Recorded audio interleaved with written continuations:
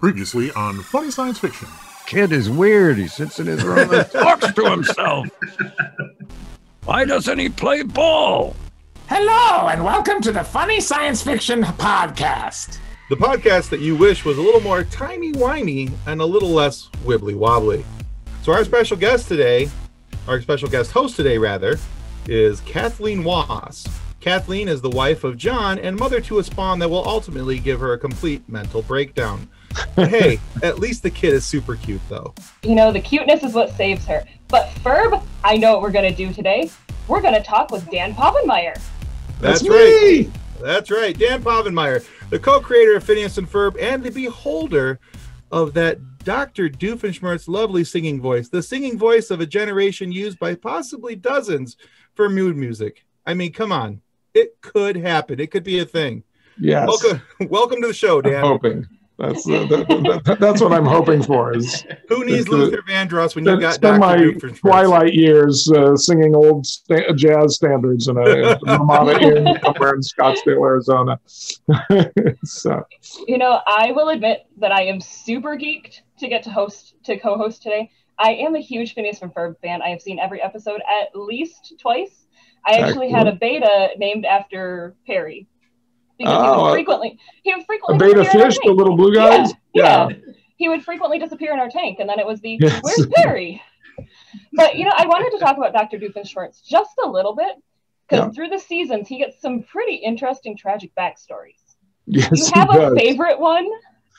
Oh, there's a lot of the balloony one is great. I love the original one because that's the one that because that wasn't even something Swampy and I came up with. That was Chris Hedrick and John Barry were a storyboard team, and they pitched us. You know, they were doing this episode where he was just destroying all the lawn gnomes in the tri-state area, and they said, "Why?" And I said, "I don't know. Make something up if you need a reason. Do you need a reason?" And they were like, "Well, maybe." And then they pitched us that whole, you know, our Zotzen fruit garden from witches and wood trolls. And they pitched that to us, and Swampy and I were like literally crying, laughing because it was just so perfectly like dark and dystopian and wonderful. And so that stayed in. And then the next one they pitched that didn't have a backstory in it, we were like, we're like, where's the backstory? And they're like, oh, I didn't realize it was a thing. It's like, well, it is now. Yes. You're going to have to do that from now on in. And, you know, that's the great thing about doing a show when you bring in other people, because Swampy and I did the pilot, just the two of us.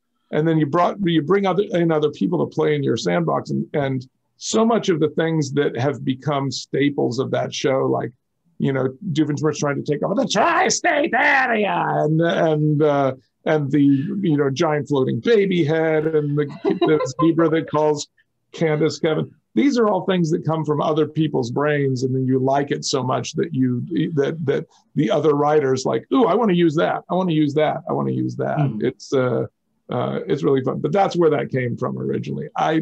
So I have a fondness for the original. And I have a fondness for there's one that just kept going like tangenting off, and was again it was one that John Barry wrote, where, you know, he went off like, okay, the reason is unimportant.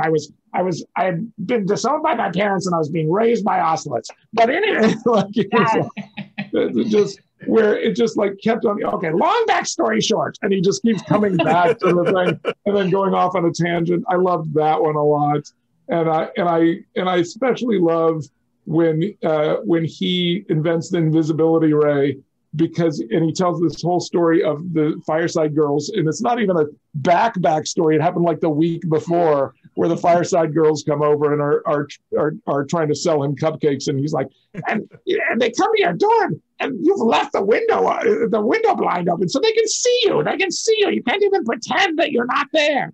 So I'm just going to shoot them with a invisibility ray so that I don't have to look at them. So nice. Those are probably my big three. Nice. Awesome. So I have a question for Dr. Doofenshmirtz. Yes. Perry always seems to foil your plans with a push of a button. And the public wants to know, why do you put a self-destruct buttons on your Inators? I think it's only prudent. I mean, I would rather have a self-destruct button and not need it than need one and not have it, right? Fair enough. Oh, Solid logic. You can't make an Inator without a self-destruct button. How would it even function? Everything's wired through the self-destruct button. all right. And you have a pretty impressive list of things that you've worked on over the years. Of course, there's The Simpsons, Family Guy, SpongeBob, and of course, all of our favorite, Phineas and Ferb. Now, one of the things I love about your work is the way that you've worked music and songs into each of the shows, such as Campfire Song, Yes. which my kids sang non-freaking stop. I apologize. So thanks for that. But ultimately, my favorite is the Aglet song from Phineas and Ferb. Yes. I walked around singing that for quite a while, nonstop. Yes, I'll be honest. I had very little to do with the Aglet song. That was Okay. Piero and John wrote that. The only thing I did, which they didn't even like, was I had them say when they sing Aglet, I had the audience then say, Aglet, don't forget it. And they were like, no, I like it better, because they had the spelling going on longer or something. I don't even remember how they originally had it. I think it was just Aglet, don't forget it. And I was like, no, it should be Aglet, Aglet, don't forget it. And because I feel like if you spell something to a crowd of people and they don't then say what that word is, that's just objectively wrong. I think that just doesn't happen. You don't spell something to a group of people and they don't say the word back. Plus, I wanted kids to remember what an aglet was. So, you got to say it a bunch of times in a song. I've never forgotten. I have to admit, I told a lot of people what an aglet was because of that. Yes. Right? But Exactly. still- I walked around saying, do you know what an Aglet is? I do. I watch Phineas and Ferb. Thank you very much. Oh, especially when people are like, why would you watch Phineas and Ferb? It's like, I learned a thing. Yeah. I learned what an aglet was. There's a thing on TikTok right now where there's that trend of tell me this without telling me this, and the trend is tell me you're a Phineas and Ferb fan without telling me you're a Phineas and Ferb fan. And my favorite reply to that was a girl who just like stitched herself in, and she's just looking at her shoe and says, "Oh man, my aglet is coming off," and that was it. Oh, that's awesome. That's great. I was like, yeah, that tells it. That tells it. That's brilliant right there. Yeah. So on the topic of music with Phineas and Ferb, so Yes. the title sequence is performed by Bowling for Soup, which is Yes. not a band I would normally associate with a kids program. Yeah. How did they get chosen to be the band for that? Were there other bands in consideration? Well, I was a big fan of Bowling for Soup for a while before that. And I mean, there were a bunch of names that got thrown out, and I just said, "Ooh, can we?" And somebody said Bowling for Soup because they have that sort of crunchy pop thing that sort of works with that song. And I was like, "Oh yeah, can we get them?" And they were like really excited about it. I think they were big fans of The Simpsons and Family Guy, which I'd worked on. And Jarrett just came out and hung out with us for a day, and then they went back and gave us that, which was really cool. We had written the song, but we had written it in a very different kind of motif. It was sort of like old timey for the original pilot, and then Danny, our composer, had done this crunchy pop version of it, and we were like, that sort of sounds like Bowling for Soup. We should see if they'll do it. And then Jarrett wrote a longer version that we put on the album. He added like a second verse and a bridge and a different chorus. It's called "Today Is Going to Be a Great Day," I think is what it's called. And but when they play at live places, because it's part of their set now, because it's the thing that everybody sings along to. It's really cool when I go see Bowling for Soup and they're out there and they sing that, and everybody in the entire auditorium sings along. It's really, really cool. It's like a rock star moment. I like Their Great Burrito Extortion Case was the first CD I ever bought for myself. Oh yeah. No, he's a really great pop songwriter, and they're just a fun band to see live. Nice. If you haven't seen them live, go see them. Well, I mean, Not yet. nobody's live right now, so I would Whenever like to that see. glorious day comes about. yes, exactly. I would like to see like a line dance at like a wedding to the song Bow Chicken Bow Wow. That's what my baby says. That's a fun one. Yeah. That was that's one of those just perfect little pop melodies that just popped into my head while I was playing the guitar. Is that one, and we were just trying to come up with something that was like, what would be like, like the stupidest possible pop song we could write that just you just know nobody could get it out of their heads, and it was literally like the first thing that came out as I was strumming, and it's stood this test of time very well, I think. So I know that you probably get Phineas and Ferb questions all the time as we're here talking about Phineas and Ferb. Do you have other projects that you want people to know about? Other projects that are like less known? Well, our follow-up to Phineas and Ferb was a show called Milo Murphys Law. We did with Weird Al Yankovic was the lead role, and it's a perfect companion piece to Phineas and Ferb. It's because Phineas and Ferb is all about super positivity from these kids while they're making everything, but for them nothing ever really goes wrong. Everything goes wrong for Candace, but nothing goes wrong for them. And Milo's sort of the almost the same show, but almost the opposite show at the same time, because it's all about everything going wrong for Milo and him staying super, super positive. And I think it's every bit as good a show as Phineas and Ferb. When I watch those episodes, I'm just as proud of them. But nobody ever really saw it because it was at this weird time in Disney TV animation history where, they had just finally had a #1 hit show in animation with Phineas and Ferb, and they decided, okay, this is great. Let's not do any more animation on the channel. Let's do it all on Disney XD and try to prop that channel up, which was always sort of their redheaded stepchild channel anyway, that wasn't getting any of the promotional money that the other one was. It was on most, even on different cable systems, you'd have like all the kids channels were all grouped together. It was like Nickelodeon, Cartoon Network, Disney, Disney Junior were all like 432, 433, 434, 30, like so that kids could just scroll up and down. Mm-hmm. And XD, I guess, had been bought later or started later. So it would be, they'd be right there. And then like 1704 would be Disney XD. So if you didn't know exactly where it was, you were never going to find it. Right. And so it was just sort of problematic that they had just put all their shows on that and occasionally would run them on Disney Channel instead of like Phineas and Ferb was playing all the time on Disney Channel. During the heyday of Phineas, if you turned on Disney Channel and just left it on for 2 hours, you would see that show. Right. And it was just very hard for them to find Milo, so it never became the hit that it has a very small but very rabid fan base who, just this year, Renew MML, Milo Murphys Law, was trending on Twitter all of a sudden, for some reason. And I was like, well, that's sort of cool. But we did 2 seasons and we were out. So that's the thing I wish people would discover, especially if you liked Phineas and Ferb. No matter what age you are, I think you would really enjoy Milo Murphys Law. I think it's so much fun, and I just wish it had gotten more respect. So Disney's greenlit your new project, Hamster and Gretel. They have.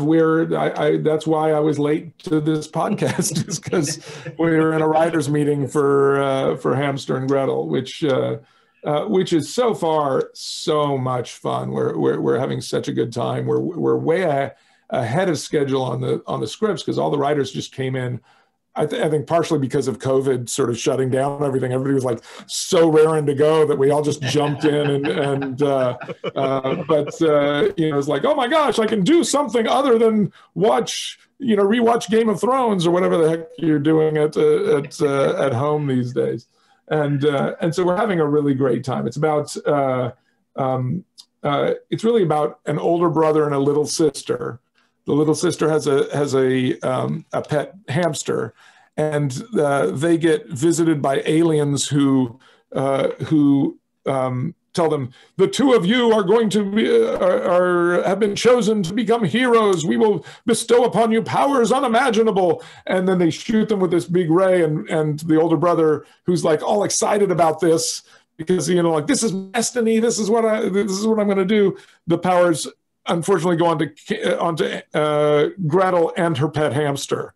And he doesn't get any. And so, you know, as you can imagine, that causes a little bit of friction. So he sort of becomes the guy in the chair on the headset, you know, giving them directions. And you know, he's sort of the brains of the operation. But you know, he always feels like he was passed over. There was this big mistake that he was supposed to get superpowers. It's a lot of fun. We're having a great time with it. Do you guys have a premiere date for that? We do not, but you know, we're just now writing it. It'll be probably at least a year. So we're probably talking 2022 at this point, just because of how long everything. We haven't even got an art staff together yet. So okay. So it takes a while. You know, a single episode of a series, of an animated series at Disney Channel at least, takes 10 months to produce. So it's sort of like having a baby every week, you know, with no epidural. And it's like literally like, oh, if we got pregnant right now, we would have our kid when the first Hamster and Gretel, you know, like, is finished and ready to go on the air. So it's a long, laborious process. And people say, well, how do you get so many of them done? Well, it's like, well, we're not doing one episode at a time. We're doing 20 different episodes at a time. So my job is often to go from thing to thing, from episode to episode to episode. I'm looking at one in premise, one in script, one in animatic, one in pitched board, one in color, one with sound effects, one with music, and one being mixed. Wow. Every week I'm checking in on those constantly. And so it's a crazy, ridiculous thing to do for a living, but it's a lot of fun. Yeah, sounds like it. You probably don't know the answer to this one yet, but will there be a Phineas and Ferb and Hamster and Gretel crossover? Oh, I would think there would be. I think that's a pretty safe bet. I mean, we have no plans for one yet. It wasn't like Milo had a Phineas and Ferb crossover that we were planning from like the very first episode. The whole first season of Milo builds to a big reveal at the end of the first season that really cements that they're really in the same world. And I think these guys are all in the same universe. You know, it's all this weird place in my mind that all connects. Nice. All right. So Dan, I read a while back that one of your biggest influences in animation was Chuck Jones. And many have called him the father of modern animation. Yeah. And now, for those who are listening, if you don't recognize who Chuck Jones is, it means you probably didn't watch a whole lot of Looney Tunes growing up. But I did, and I love Chuck Jones stuff. So my question for you, Dan, is what was it about Chuck Jones that drew you in? What about his work inspired you? Well, there was so many just great idea gags that were all about the character of this certain person or someone, and he would sometimes let gags take a long time to land. And you know, like one of my favorite Chuck Jones gags was Bugs Bunny convincing this guy that he like selling a piece of real estate to some guy who was trying to do something else, and then cutting to him like later building this house, and he's like halfway through building this house, and he's hammering on the stuff like that, and he just looks up, and it's like this gag that takes like 30 seconds to play out, and it's just him like looking around going, wait a minute, and it's just this music where he realizes that he's been had, but it's like 6 months later he's built half a house at this point, and So what I love about Chuck Jones is he has this ability to get a huge laugh out of a pause and just like a half-lidded, slow burn that somebody gives somebody, or just no reaction whatsoever. So anyway, so that was something we tried to do a lot in Phineas, was get laughs out of a pause rather than just saying something funny or doing something funny, like just getting the reaction of somebody having the least amount of reaction. And first season, I often had to go back into boards, like a big boulder would fall down next to Phineas and Ferb, and the guys would go like this, and it would like, no, that's not as funny as if they just go bam, and it lands and misses them by this much, and they don't react at all. That's a funnier reaction. Is nothing, absolutely. And it's less drawings, so we would always go that way. There you go. Now, another thing that I had read about you and the beginnings of Phineas and Ferb, that it took you 16 years to get a network convinced that this should be a show that people would want to watch. Yeah. So I wonder, it was 13 before we convinced somebody to make it. 13 or 14 before we convinced them, and it was like 2 more years to get on the air. But yes, it was a long time. Okay. So the show that we got to watch on TV, was it the same basic concept, or were there some modifications along the way? There are very minor modifications. It didn't always take place in just summer. That was something that came out of the development thing. Isabella was a new thing. Baljeet was a new thing. These were like that came out of doing the pilot and sort of just starting to write it. But if you look at the original pitch packet, you'll absolutely recognize the show. It feels very much like the same show. Okay. And the characters all look the same. It's it's basically exactly the show we pitched, but things evolve as you're actually writing them, and characters change and stuff like that. So as the imagination behind the show, and I was just thinking about like some of the adventures I would have as a kid, what were some of the things that you would do during your summer vacation? we were just I grew up in Mobile, Alabama. We were in like a little suburb way on the outskirts of town, and in like 3 directions from the back of our house, it was woods for as far as you could go as a kid. I mean, it would have been like 20 miles in any direction before you saw anything. That like this way was the rest of town, and everything else was just woods and stuff like that. And we had so many crazy things that we did. I was telling somebody today about a time that me and 2 of my friends crawled for 6 miles underneath Mobile in the drainage tunnels, because we found these drainage tunnels that were like 5 feet wide. And I was almost as tall as I am now. So we did the whole, like we took sticks for rats and snakes and the flashlights with just like 1 battery in them each. And like we're doing like this through these tunnels. And then we came up and we were like, wait, and we found like a drainage thing. We could come up and look at it, and it was like, wait, that's Overlook Church. That's like 3 miles from my house. and we were able to lift the manhole cover off and like climb out, and we were behind Overlook Church in this place, like behind a bunch of houses. It wasn't even on the street. It was like a drainage thing that was like between the backyards of a bunch of houses, and there's the church that a buddy of mine's dad was the preacher at, and we were like, we are way too far from home. We need to go back. So we got back into the tunnels and went back through the tunnels. We didn't walk home, like which would have been much easier and safer. And Mobile had constantly flooded, it's like the way the weather changed constantly there, and you'd have these flash floods. My parents were not happy to find out that we had done that. But we did a lot of, that's part of what Phineas and Ferb was sort of based on, was like me and Swampy both had childhoods that where we had a lot of creativity. We didn't have didn't have cable TV even yet to watch. So there wasn't a lot on TV for us except for specific times of the day.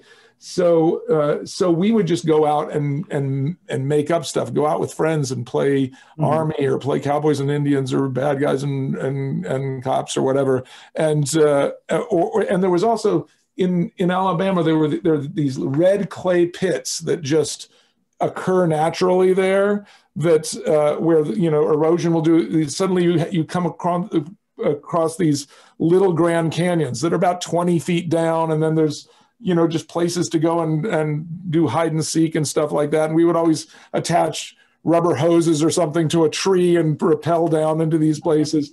It was a really fun place to grow up and just go and have adventures and things like that. So it's that was sort of the impetus for Phineas and Ferb, was like, let's talk about what 9-year-old boys would get into if they were not hampered by schedule and the reality of physics and stuff like that. So that's what it was all sort of based on our summers growing up. Nice. Really cool. So researching your almost 3 decades of work in animation and voice acting, you've worked with some really big names. You've already mentioned Weird Al. You worked with Seth MacFarlane, Tommy Chong. Who, of all of these celebrities you've worked with, who is your favorite and why? And do you have any funny stories you can share about these celebrities? Ooh, Weird Al was really, really just great to work with. Just one of my favorite people. He's super, super nice. He's super chill, which is like when people meet him, they're like, he was much more normal than I was expecting Weird Al to be. Super good guy. Dietrich Bader is a very good friend of mine. We bonded over so much because we have very similar backgrounds. Both of us have two sisters who are both PhDs, and we do something stupid for a living where we get paid more than they do. And he's just one of the nicest guys you'd ever want to meet. Got to write with Slash. We got to write a song with Slash from Guns N' Roses, which was fun to find out that he's a cartoon fan, and he's a big fan of Phineas and Ferb, and we got to, so cool. And then the funny thing is Slash, when Guns N' Roses got back together, or at least Slash and Axl patched up their stuff and got back together, we were in the middle of recording him for Milo Murphys Law. He came in and did himself as Slash for Milo Murphys Law, and so we heard a lot of that backstory of how that happened, and then he sent me an email and said, "Hey, do you want to go to Coachella? Our first big gig is going to be headlining Coachella. If you want to go to Coachella, I can send you comps." And this is how I know I'm an old man, right? My first thought was literally, I don't know if I want to drive all the way out to Coachella. It was like that was my first thought, was not, holy crap, Slash is inviting us to Coachella. And I told my wife, I was like, honey, Slash said he can send us tickets to Coachella and we can go see them play. Do you want to go to Coachella? And she's like, honey, if Slash is inviting us as his personal guests to go see Guns N' Roses, I don't think that's even a judgment call. I think we have to make that happen. Right? Really? It's like, okay, we'll do this. So we just went out, and it was the best possible way to go to Coachella, as I think I was like 50 or something like that. And, as 2 older people going to Coachella, we got there as the sun was going down behind the mountains, so it wasn't super hot. We got to park in VIP parking and go in through the backstage of all of these bands. We got to go, and we saw Ice Cube and what's the girl's name? She did that song "Closer" with the Chainsmokers. I know I should know it, but it's on the tip of my brain. But I'm a big fan of hers, which is why it's silly that I can't remember it. But I got to see her. I got Halsey. Is that right? Yeah. Halsey. Yeah. And we got to see like a couple EDM bands and stuff. We got to get really good sushi over in the Rose Garden area. There were these pop-up sushi places. And then we got to go to the VIP section, which is down front and roped off, so you're not smashed all together, and see Slash play with Guns N' Roses, which I'd seen him play before. I've played guitar next to Slash. I try not to say I played guitar with Slash because it makes me sound like a much better guitarist than I am. But I've been in the room playing at the same time on the same song. Slash adjacent. Yes, exactly. But I'd never seen him play in a venue where he was like the big thing, like Guns N' Roses. They had these huge screens, and there's Slash's face up there on the screen, and he's rocking out. And I'm like looking up there, and I'm looking behind me, and there's a sea of people going off into the distance where, past the horizon almost, of people headbanging to Slash. And I looked up and I was like, Slash is at work right now. A pretty surreal job, but Slash has a more surreal job than me. This is work. And I told him that later, and he said, no, man. That's the perks of my job, is that I get to do that. Everything else is my job. Everything else is the work. I'm not at work there. That's what I get to do because of the work that I do everywhere else. Cool. But there have been some really great people that if I started listing all of the people, including Cloris Leachman, who just passed away. Sure. I just did a TikTok telling a story about Cloris Leachman when on the last time we recorded her for Phineas, I was walking her out to her car, and there's like a patio restaurant that's between the two studios. And we're walking past this patio, and a bunch of people are at lunch, and she's talking to me, and she just veers off, and she goes and she picks up somebody's tray of food that they haven't even finished yet. And she's still having this conversation. She just picks it up and walks off with it and goes over to the trash and throws it away and puts the thing up there and never stops this conversation with me. And I'm looking back at them. They're all laughing because they were like, oh, my God, Cloris Leachman just threw my food away. And, they weren't upset about it at all. They were, it made their day. And I know that's why she did it, because she knew that it would make their day. And nobody will ever believe them. That's right. And I'm sure they're telling that story this week now too, because, it's like, so it was very sad for me when she passed. She played Doofenshmirtz's mom, and she was my mom in the show, which was cool. Excellent. And the fact that I lived a long enough life to have gotten to work with her, having like my first TV show, like adult TV show that I watched was Mary Tyler Moore, and to follow her that whole time, and then actually get to work with her. She was magnificent. Yeah, she was a great comedic actress for sure. Yeah. So the other two people here already know this, but I am a massive Star Wars fan. Yes. More of a Star Wars nerd and a Marvel Comics fan, to be honest. Yeah. Now, those crossover episodes, thank you, Kathleen. You're those welcome. crossover episodes that you did with Phineas and Ferb and Star Wars and Marvel were kind of the cherries on top of all the other Phineas and Ferbs that I have watched either with or without my children over the years. Yeah. So you've kind of talked about this a little bit on TikTok already, but I was hoping that you could kind of share the story in more than a 60-second spree here. How did you convince the folks at Lucas and Marvel, although part of the Disney family tree, to allow you guys to use those iconic characters for the greater good of humanity? Well, it was a much easier sell than I was expecting it to be. I literally drew a picture of Doofenshmirtz as Darth Vader and sent it, like we're in a mix, and our post-production supervisor goes, Disney just bought Lucasfilm. It was like it had just come over the wire. And so literally within a minute of that happening, I had drawn this picture, taken a picture of it, and sent it to the head of the studio saying, I smell crossover.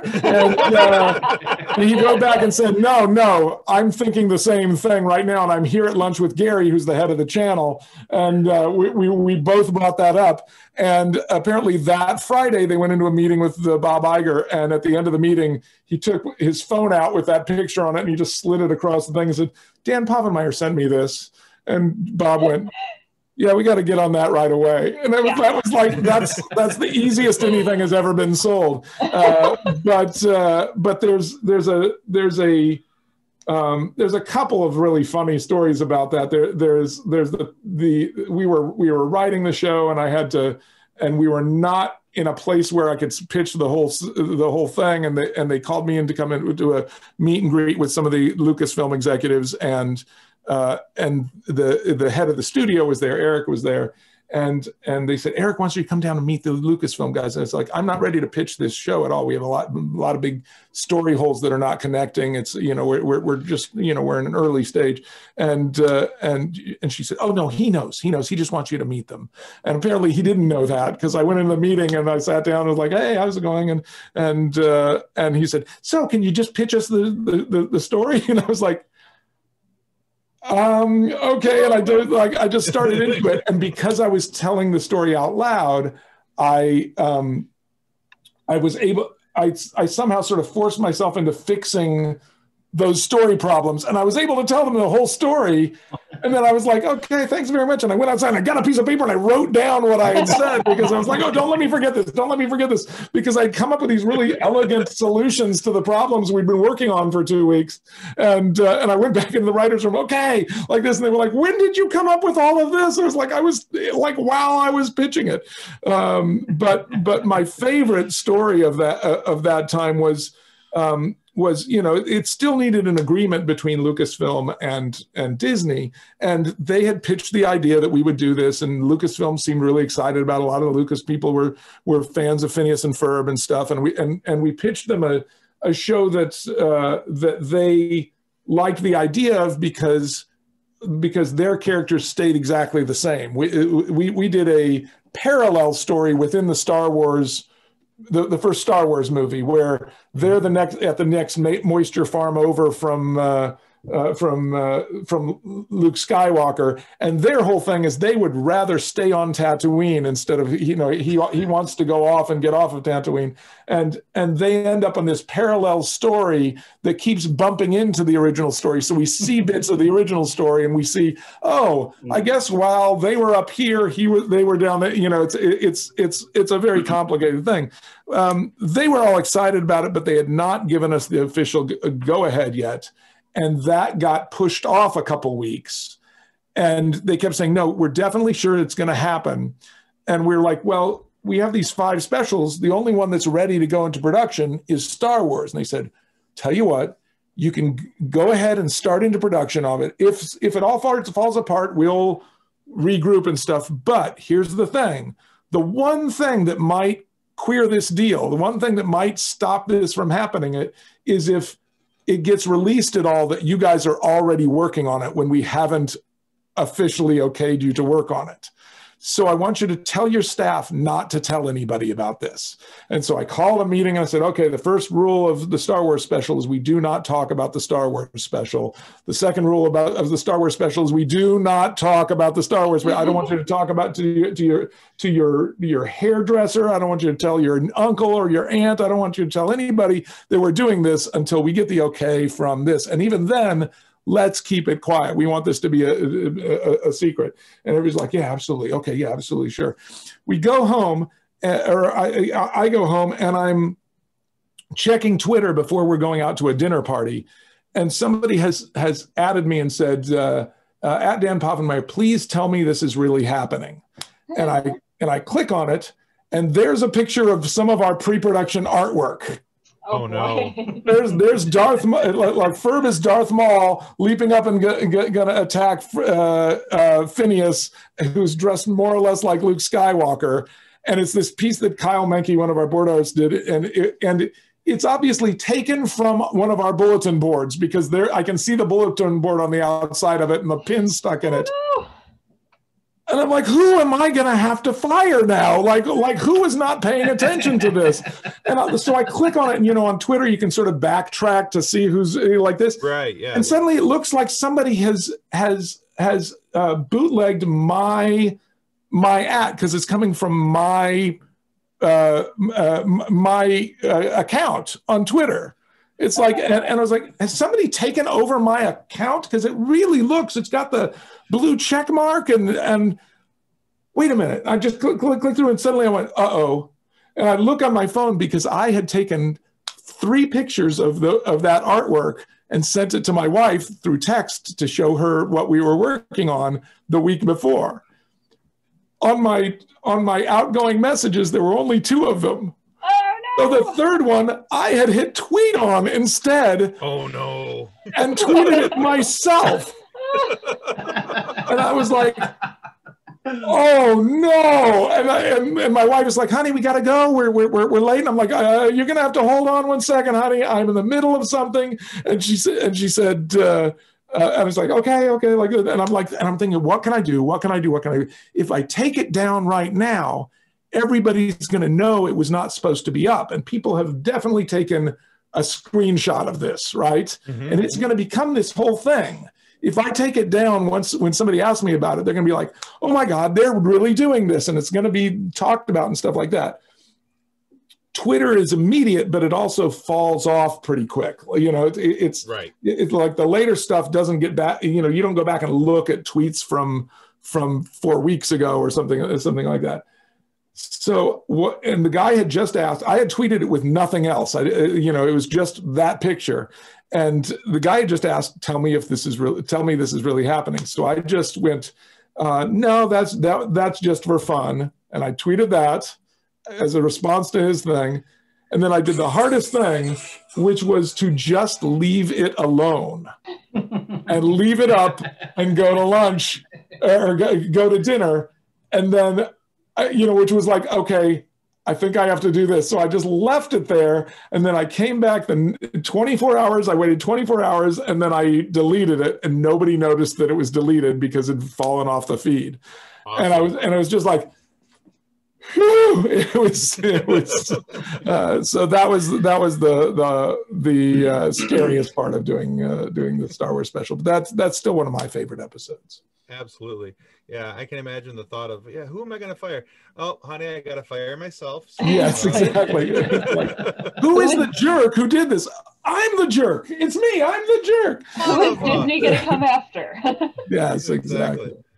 Yeah. All right, so Dan, we're all out of questions for you, but we do have a game we want to play with you. Okay, let's play it. All right, so here's what we do. At the end of our interviews, we like to play kind of a quiz game with our guests. Okay. Now, this does come with some fabulous prizes, however. It's a 5-question quiz, okay? So if you get 3 of them right, we'd like to send you one of these super cool I Gave to the Red Shirt Widows and Orphans Fund mugs. Okay, excellent. Okay, now if you get 4 or more right, so 4 or 5, we're going to send you the mug and, of course, this book right here. This is Custodians of the Cosmos, which is written by our group founder, Drayton Allen. Excellent. And it's written loosely based on Star Trek and the Red Shirts. Okay. And it's designed to talk about those who boldly go to clean up after those who boldly just went. Okay, very good. So, and we'll make sure that Drayton puts some graffiti in the front of it for you. Excellent. Before it comes out. So here's our game. We have 5, like I said, we have 5 questions. You get 3, you get the mug. You get 4 or more, you get the mug and the book. If you get less than 3, however, there has to be a punishment. Okay. And the punishment is we take your face, we make a meme out of you. Okay, that's fine. All right, you agree to those terms. Very good. Sure. All right, let's get ready to rumble. All right, with a Phineas and Ferb style game. Now, what this is we got these 5 questions. We sent them out to our Facebook group. Our Facebook group has 104,000 members right now. Okay. And we put out the question to them, and each of these are multiple choice. We want you to pick the one that was the top response answer. It's like Family Feud. Yeah, a little bit. Okay, I got you. Yeah. So we're going to ask you the question. Kathleen and Nick are going to ask you questions. They'll give you the 3 responses. You have to pick the one that was the number 1 response. Okay, let's see. So Phineas and Ferb have found their way into the Star Wars and Marvel universes. Which should they invade next? Doctor Who, Star Trek, or Firefly?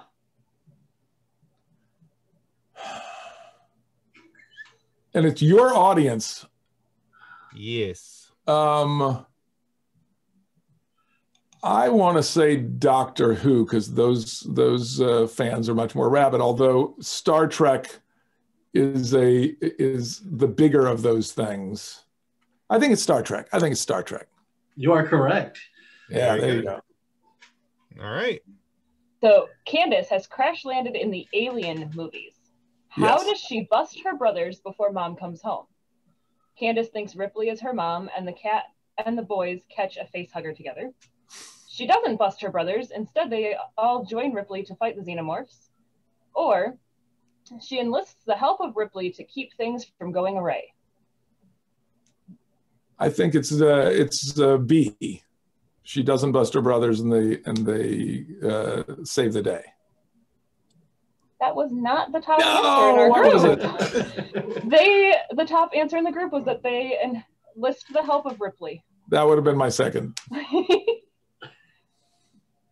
So Perry the Platypus has crossed over into the Stargate universe. Who is his nemesis? The Ori.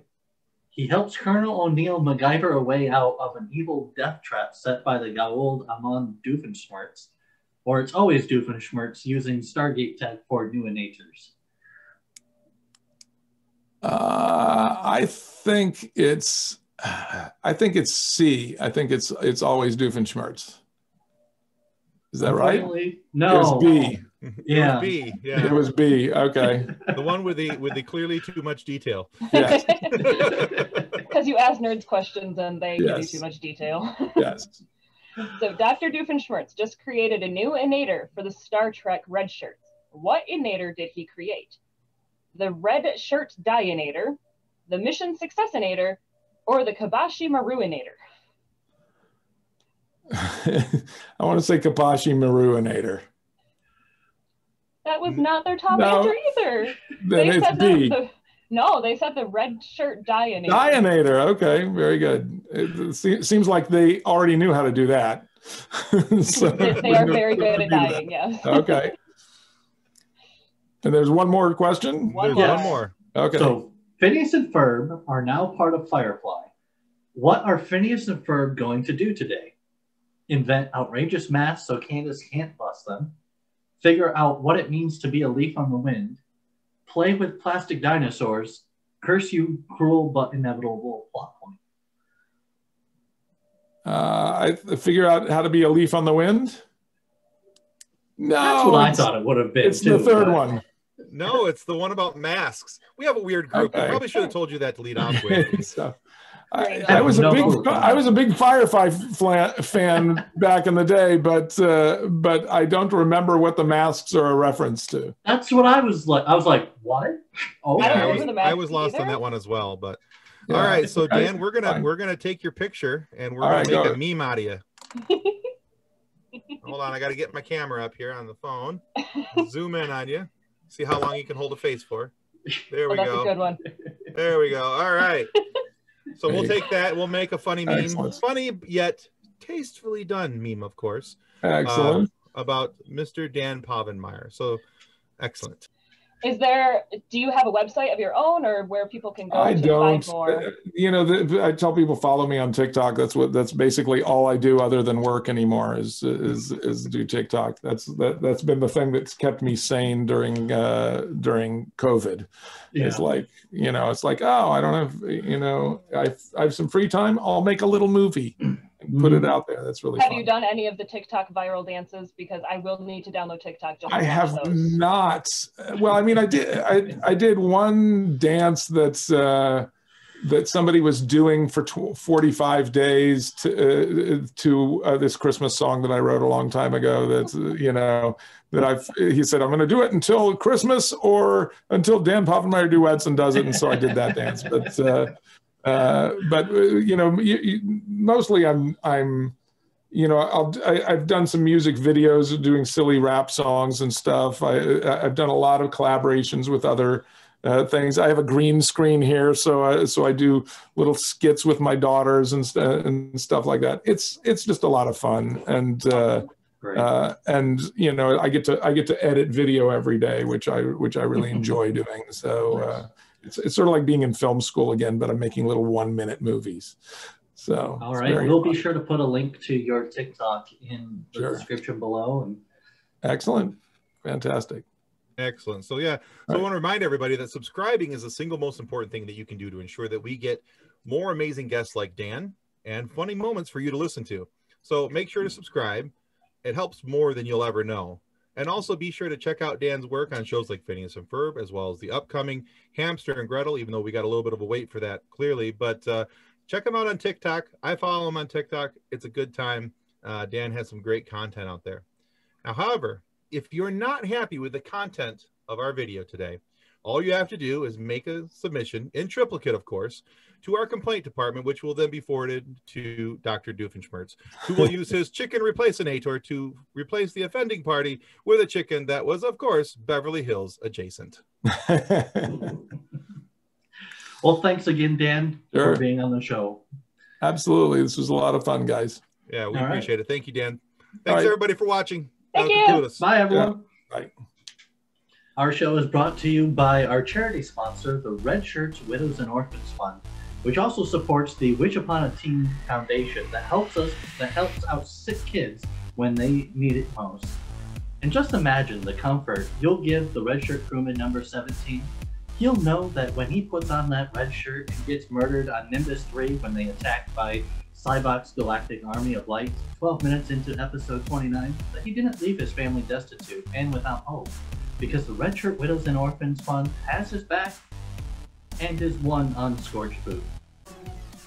On behalf of the rest of the hosts of Funny Science Fiction, we'd like to thank you for listening to this episode. If you'd like to be a guest on one of our future episodes, please contact us by means of our Facebook group, Funny Science Fiction. You can find us on Twitter or Instagram using the handle @FunnySci-Fi, or you can go to DraytonAllen.com and click the Contact Me link at the bottom of the page. Thanks again. Hope you enjoyed the episode.